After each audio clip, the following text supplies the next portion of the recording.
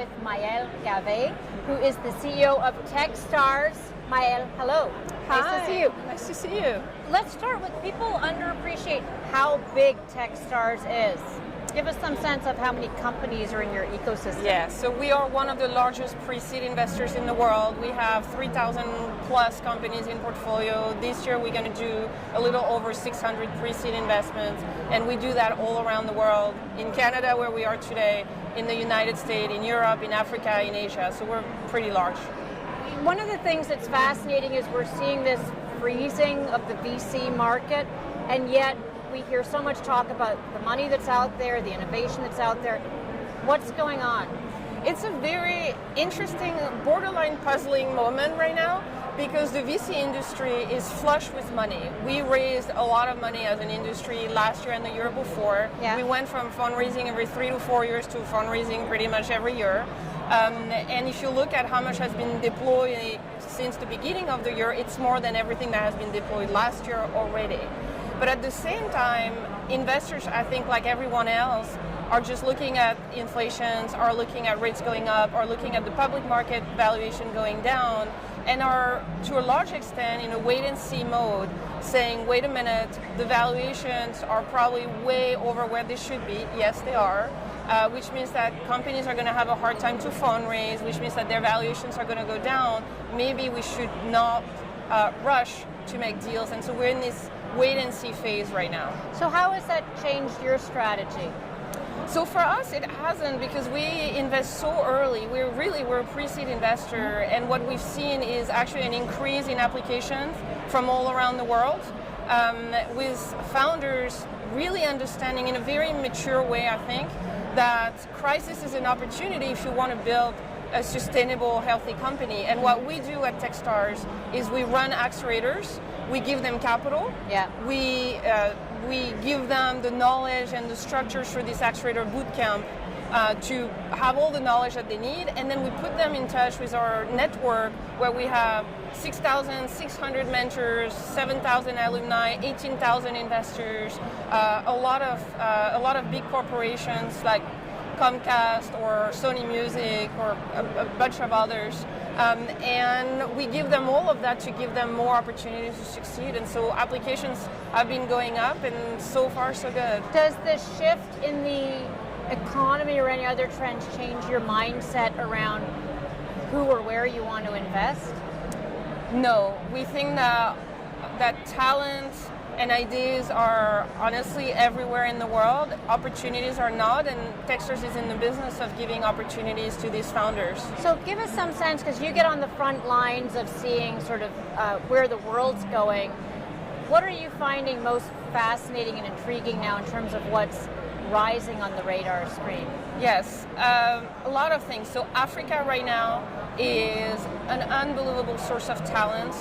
Nigeria in the first place, but there are also countries like Kenya. We're also seeing in the Middle East a lot of women coming to tech and building particular countries in the Middle East? Or? Yes, and so lots of things happening there. And as a woman myself, I find that very exciting to see so many women wanting to be entrepreneurs and leading companies.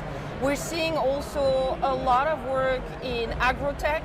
I think people are understanding how much the future of humanity is dependent on how we're going to feed humanity, and with everything happening in the world, in particular the war in Ukraine, I think it has come back to everybody's attention that we actually need to continue to innovate in food. So agrotech right now, big and very exciting. Lots of things around the environment, so any kind of blue ocean initiatives, also very big, lots of applications around that. So when you look at, people graduate from Techstars, and obviously the challenge is then to scale up to be the next big thing. With the environment being what it is, what advice do you give these entrepreneurs who have lived in a zero interest rate climate, have lived in a climate that's been flush with money? Because the trends that you're talking about are very real trends, perhaps after one leaves the bosom of Techstars, or you never leave. Yeah. graduates to the next level?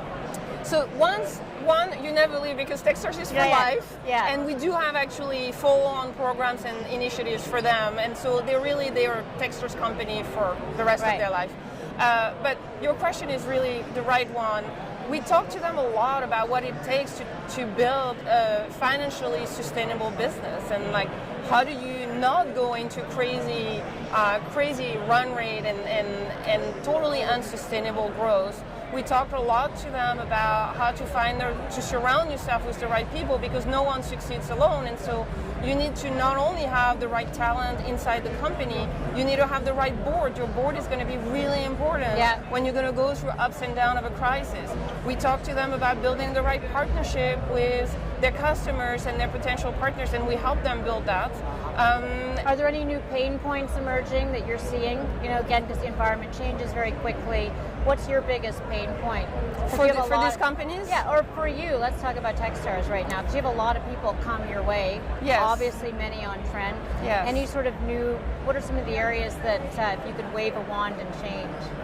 I think fundraising clearly is going to be, for a lot of this company, a big hurdle in the months to come.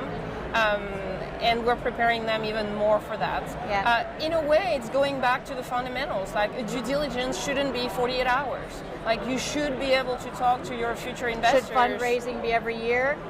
You probably shouldn't need to fundraise every year, and you should be able to talk about your path to profitability and how you're going to have a sustainable business that is going to be around 5, 10, 20 years from now without needing to fundraise every year. And so, again, it's going back to the fundamentals. It's going to be painful for a lot of founders because they've never been through a real crisis. And I'm not even talking about 2008, I'm more talking about 2001.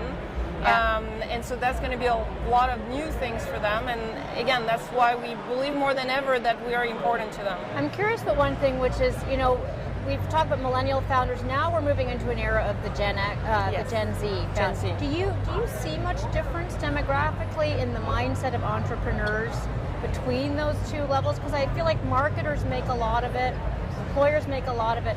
I don't know if it actually makes a fundamental difference at the ground level.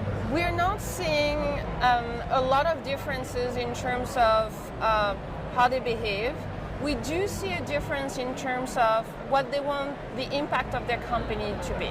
And so we see a lot more of the new generation really concerned about the social or environmental impact of what they're doing, and how their company is going to very, very directly impact the world around them, and at the risk of using an old cliche of the tech world, like truly making the world a better place. And so it's definitely much more acutely there for the new generation of entrepreneurs. Great. Anything else in terms of helping us see around the corner? What do you think is sort of underappreciated or overhyped at the moment? I think there's a lot of really great innovation coming.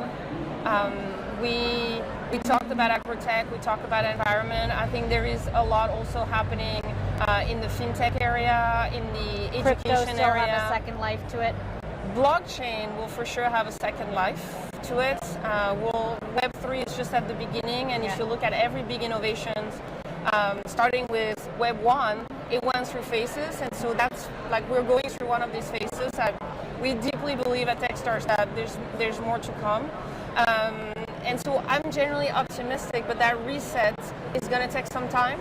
It's probably more of a 2-year period than a 2-month period, and it's going to have a human impact on a lot of people. And so we're trying to prepare all of our founders, all of our 3,000 portfolio companies to get ready for that. Great. Survive the winter. Well, Maelle Gavet, thank you very much.